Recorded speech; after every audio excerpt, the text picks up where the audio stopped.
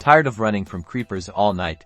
Let's craft a bed and finally get some sleep. First, you'll need wood. Any type of wood will do, so find some trees and chop them down. Aim for at least 12 logs to be safe. Once you have your logs, head over to a crafting table. If you don't have one, craft it using 4 wood planks. Now, turn those logs into planks. Each log will give you 4 planks, so 12 logs will give you 48 planks, more than enough. Next, you're going to need wool. You can get wool by shearing sheep with shears or by, well, eliminating them. You'll need 3 wool blocks of any color to craft a bed.